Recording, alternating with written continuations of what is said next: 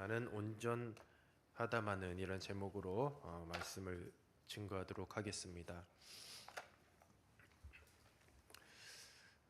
욥기 15장은 엘리바스의 두 번째 말입니다. 특별히 15장 1절에서 16절에서 엘리바스는 마음껏 욥의 지혜를 깎아내린 후에 또 이제 본문에서는 엘리바스는 이제 본격적으로 자신이 가지고 있는 지혜를 뽐내고 있습니다. 17절에서 19절은 엘리바스가 가지고 있는 지혜는 특별히 전수된 신비로운 지혜라고 그렇게 이야기하고 있습니다. 그 지혜는 외부인에게 누설된 적이 없는 조상들에게로부터 전수받은 지혜다라고 그렇게 자랑하고 있습니다. 17절에 보면 엘리바스는 자신이 직접 본 것을 말하겠다라고 하며 쭉 설명을 하고 있습니다. 이 엘리바스의 개인적인 경험은 결국 조상들로부터 내려온 지혜인데 자기가 직접 체험한 것이 아니라 바로 이 지혜자의 집단, 공통적인 규범적 지혜라고 그렇게 말할 수 있습니다. 엘리바스는 자신이 배운 지혜의 배타성을 강조하고 있어요. 그래서 그 지혜는 오직 내부자들에게만 허락된 지혜입니다. 20절에서 27절은 두려움으로 인해 하나님을 공격하려는 악인에 대하여서 엘리바스가 묘사를 하고 있습니다. 이 신비로운 지혜, 그러니까 엘리바스가 말하는 이 신비로운 지혜, 조상들로부터 얻은 바로 이 지혜는 바로 결국 어떤 내용이냐? 바로 20절에 보면 그 내용이 잘 나타나 있습니다. 우리가 20절을 다 같이 한번 읽어보도록 하겠습니다. 시작. 그 말에 이르기를 악인은 그의 이평생에 고통을 당하며 포악자의 회수는 정해졌으므로. 바로 악한 사람은 평생 고통 속에서 살아가고 또한 그의 삶도 그리 오래가지 못할 것이다 라고 그렇게 이 신비로운 지혜는 악인을 이렇게 정의하고 있습니다. 또 20절 후반부에 보니까 포악자의 회수는 정해졌다고 했는데 바로 이것은 그 포악자의 인생은 짧다는 것, 악인의 인생은 짧다는 것을 의미합니다. 21절은 악인에게 공포가 임하고 악인이 의인 혹은 지혜자에게 할당된 평안을 잠시나마 누릴 때에도 그 평안을 파괴하는 자가 나타날 것이며 또 22절에 보면 어둠과 죽음이 그의 몫이고 24절과 25절에 두려움과 어둠, 죽음의 공포가 악인을 휩싸이고 그 다음 행보는 하나님을 공격하는 것이에요.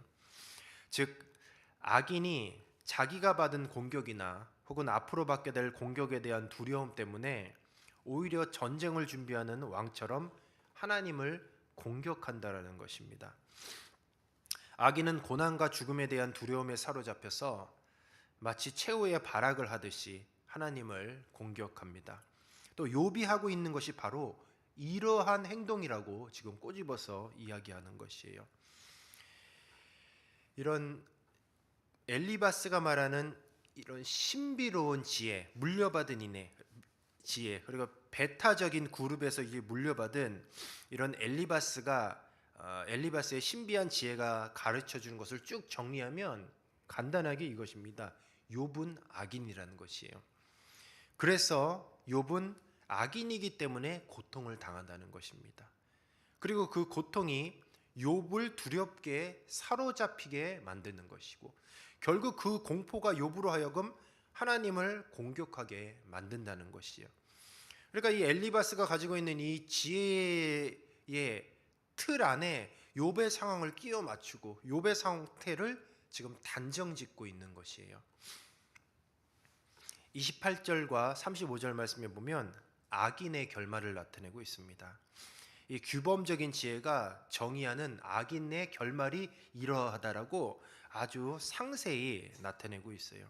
쭉 보면 28절을 보면 악인은 아무도 살 수 없는 곳에서 살고 그가 사는 곳은 곧 무너져서 사람이 살 수 없는 곳이 된다. 또 29절에 보면 부자가 되지 못하고 그 재산은 증식되지 못하며 또 30절은 어둠 속에서 머물고 하나님의 뜨거운 입김으로 말라 비틀어질 것이고 또 31절은 헛된 것을 믿고 헛된 것을 돌려받으며 또 32절과 33절은 하나님께서 주신 자신의 수명을 다 채우지 못하고 죽을 것이고 34절에 악인의 후손은 없고 그의 집은 불탈 것이며, 이 35절은 그가 낳은 것은 고통과 죄악과 그런 속임일 뿐이다라고, 그렇게 딱 악인의 결말을 이러하다라고 이렇게 이야기하는 거예요.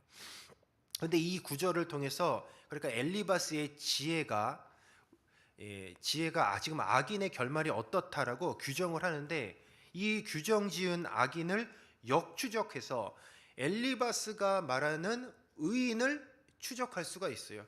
결국 이 28절에서 35절에 악인의 결말이 이렇다는 것을 통해서 엘리바스가 그럼 이야기하는 의인은 누구냐, 엘리바스가 정의하는 의인은 누구냐라고 이렇게 나타낼 수 있어요. 엘리바스가 정의하는 의인은 누구냐? 부유해야 돼요. 또 장수해야 되고, 또 많은 후손이 있고, 또 고통 없는 평안한 인생을 살아야 되는 거예요. 바로 이것이 엘리바스가 정의하는 의인이었던 것입니다. 욥은 이 정의에 해당되지 않아서 악인이라는 것이에요. 그런데 이 엘리바스가 정의하는 이 의인의 틀에 저와 여러분들도 악인이에요. 저와 여러분도 악인입니다. 부유하고 장수하고 후손이 많아야 되고 고통 없이 편안한 인생을 사는 것이 의인이라는 거예요. 지금 엘리바스는. 그렇게 따지면 우리들도 다 악인이 될 수밖에 없어요. 오늘 이 본문 말씀을 통해서 우리가 깨달아야 될 것이 있습니다. 바로 우리가 가지고 있는 조상들의 지혜가 있을 수가 있어요. 이것이 무엇이냐? 성경에서 보면은 이 장로들의 유전 혹은 장로들의 전통일 수가 있다는 거죠. 우리가 가지고 있는 경험, 우리가 가지고 있는 지식, 특별히 공동체가 가지고 있는 경험이나 지식들이 때로는 누군가를 정죄하고 누군가를 판단하는 그런 규범과 잣대가 될 수도 있다는 거죠. 그거 바로 우리가 내세우는 전통, 우리가 체험했던 어떤 그런 경험들이 때로는 굉장히 배타적이고 옹졸하고 닫힌 경험으로 소통되지 못하는 굉장히 좁은 이해일 수가 있어요. 그것으로 인해서 오히려 다른 사람이 그 공동체에 들어가는 것을 어려움을 겪게 할 수도 있다는 것이죠. 그러나 이러한 경험도 또한 이러한 체험도 절대화될 수는 없습니다. 특별히 고난 가운데 있는 욥의 경험을 어떤 타인의 경험을 토대로 판단하도록 강요하는 것은 당사자들에게 굉장히 큰 고통이 되는 것이에요. 특별히 우리 한국교회, 또 우리 한국교회 성도들이 이런 실수를 범하는 경우가 굉장히 많이 있습니다. 어떤 교회의 전통이라든지 어떤 개인의 어떤 신앙의 체험이라든지 그런 경험의 잣대를 통하여서 고통당한 사람들을 판단하는 거죠. 그래서 이 틀 안에 들어와야 의인이야, 이 틀 안에 들어오지 않았기 때문에 의인이 아니야 라고 그렇게 판단을 하고 정죄를 해버리는 것이죠. 엘리바스는 악인들이 당하는 고통의 사례를 조목조목 제시하면서 욥이 당하는 고통은 바로 그가 악인이기 때문이라 말하고 싶었던 것이에요. 내 생각 그리고 내 성경적 지식, 내가 경험한 체험 등이 절대적일 수는 없습니다. 특히 신앙 공동체가 경험하는 것들도 절대적일 수가 없어요. 이러한 경험과 전통이 지금까지 효과를 보고 긍정적인 결과를 초래했을지라도 또 다른 타인에게 혹은 앞으로 만나는 타인에게 그것이 표준이 되거나 잣대가 되어서는 안 된다는 것이에요. 얼마나 많은 성도들이, 그리고 얼마나 많은 이런 일들이 많이 있어요. 굉장히 인정을 받는 그런 이제 막 교회 이제 종교 지도자들이라든지 주의 종들이라든지 아니면 교회에서 이제 굉장히 인정받는 막 일꾼들이 담임 목사님이 갑자기 인정을 하는 그런 일꾼이 딱 있는 거예요. 아, 정말 신앙이 좋습니다. 사랑을 듬뿍 받고 총애를 듬뿍 받아요. 그러면 이제 시기를 하는 거예요. 시기를 하고 또 미워하고, 그래서 어떤 틀 안에 그 사람을 딱 가둬서 이제 그 사람을 막 매장시키고, 어떻게 그런 일이 있을까요? 굉장히 많이 있습니다. 굉장히 많아요. 또 교계 안에서도 굉장히 주목받는 주의 종들, 그리고 정말 하나님이 귀하게 쓰이는 주의 종들이 있는데 말을 안 듣는다고 해서 어른들의 말을 안 듣는다, 아니면 막 그런다 해서 여러 가지 잣대를 통해서 그 사람을 막 이단시하고 그러는 경우도 종종 있다라는 것이에요. 이런 것들이 굉장히 많이 있습니다. 마태복음 15장 1절에서 2절에 보면 제가 읽어드릴게요. 그때 바리새인과 서기관들이 예루살렘으로부터 예수께 나와 이르되 당신의 제자들이 어찌하여 장로들의 전통을 범하니이까 떡 먹을 때 손을 씻지 아니하나이다. 지금 바리새인과 서기관들이 예수님과 제자들에게 지금 와서 막 손가락질 하는데, 그 손가락질하는 내용이 뭐냐? 어떻게 떡을 먹는데 손을 씻지 않습니까? 바로 그것이 장로들의 전통을 범하고 있는 것입니다 라고 그렇게 이야기하는 거예요. 이 마태복음 15장 1절에서 2절은 하나님의 말씀보다 사람의 교훈을 지키는 바리새인을 책망하는 내용입니다. 바리새인들은 모세의 율법이 아니라 그 모세의 율법 이후에도 더 많은 규칙들을 만들어냈어요. 그 규칙 중에 하나가 누구든지 손 씻지 않고 먹는 자는 이단자와 같다. 이 성경에서 나오는 것이 아니라 자기들이 만드는 거예요. 손 씻지 않고 먹으면 그것이 이단자다. 예수님께서는 이 얘기를 듣고서는 고르반에 대해서 말씀하시죠. 성전에 받침이 된 고르반에 대해서 이제 말씀을 하시면서 그때 랍비들이 가르치기를 누구든지 자식으로서 그 부모를 부양할 책임을 면하려면 그 재산을 성전에 바친다라고 그렇게 서약만 하고 일생 동안 그 재산을 자기 마음대로 쓸 수 있도록 그렇게 또 만들어 놓은 겁니다. 부모님을 부양하는 것에 대해서 자유롭게 자기 마음대로 하고 싶어서, 그러니까 하나님의 말씀도 지키지 않고 그 자신들의 어떤 유전과 전통을 만들어서 내 부모를 공경하라는 오히려 그 하나님의 말씀을 역행하고 어기고 있는 거예요. 그리고 나아가서는 다른 사람들이 손 씻지 않고 떡 먹었다고 지금 늑달같이 달려들어서 손가락질하고 악인이라고 지금 규정하고 있는 것이죠. 우리가 신앙생활하다 보면 이렇게 이분법적인 잣대를 통해서 계속해서 저 사람은 죄인, 그리고 나는 의인, 이렇게 구분짓는 경우가 굉장히 많이 있다는 것이에요. 한 가지 제가 그 예화를 보고 굉장히 많은 생각을 하게 되었습니다. 미국에 어떤 교회가 있어요. 근데 교회가 있는데 백인들만 들어가는 교회, 백인들만.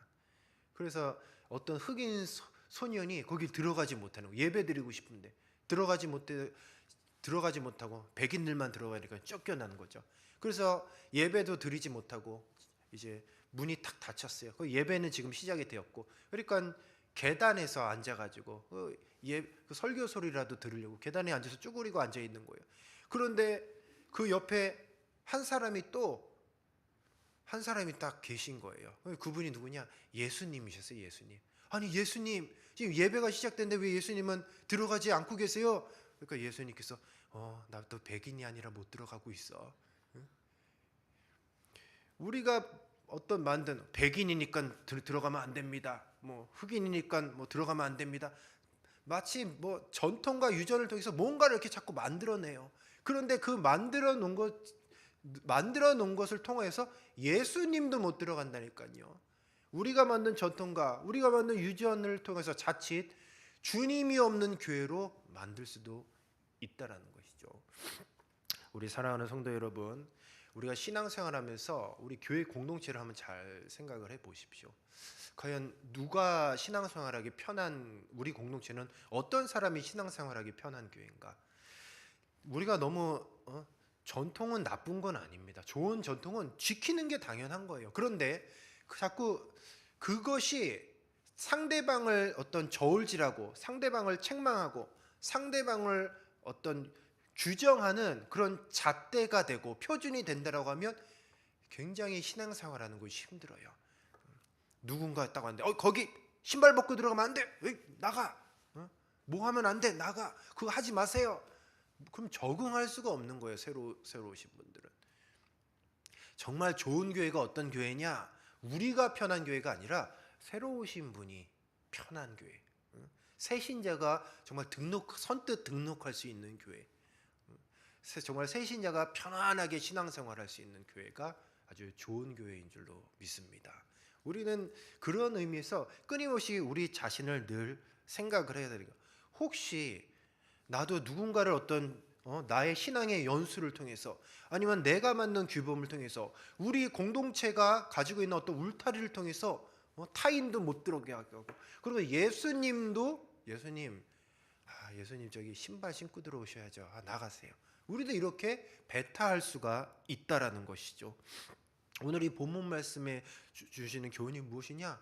우리도 혹시나 철옹성을 만들고 있지는 않은지를 돌아보라는 것입니다. 말씀을 정리하도록 하겠습니다. 그렇다면 나는 그리고 우리 신앙 공동체는 하나님이 보시기에 어떠한가를 우리가 잘 생각해 볼 필요가 있습니다. 우리 안에 정말 예수님이 계신 것일까? 또 우리 신앙 공동체 안에 예수님이 정말 편하게 왕래할 수 있는 성령님이 왕래할 수 있는 그런 신앙 공동체인가? 아니면 그들만의 리그를 만들어서 아무도 들어오지 못하게 철옹성을 쌓고 있지는 않은가? 우리만 천국 가려고, 우리만 그냥 의인이라고 이렇게 철옹성을 쌓고 있는가를 우리는 면밀히 돌아봐야 하겠습니다. 우리 사랑하는 성도 여러분, 우리 송파동 교회는 정말 새신자가 와서 편안히 신앙생활을 할 수 있는 그리고 주님을 알지 못하는 하나님을 알지 못하는 그런 정말 초신자가 와도 마음이 편할 수 있는 그런 교회가 되시기를 주님의 이름으로 축복합니다. 우리는 그런 교회를 잘 만들어 가야 할 줄로 믿습니다. 혹시나 우리 안에 지금 그들만의 리그를 쌓고 철옹성을 쌓아서 누군가를 배타하고 정말 얼씬 못하게 해서 오히려 예수님도 못 들어오게 하는 그런 교회를 만들고 있지는 않은지를 잘 돌아보시고 언제나 낮은 자의 모습으로 그리고 겸손한 모습으로 우리가 타인을 섬기고 새신자를 섬기고 초신자를 잘 섬길 수 있는 저와 여러분이 되시기를 주님의 이름으로 축복합니다. 우리에게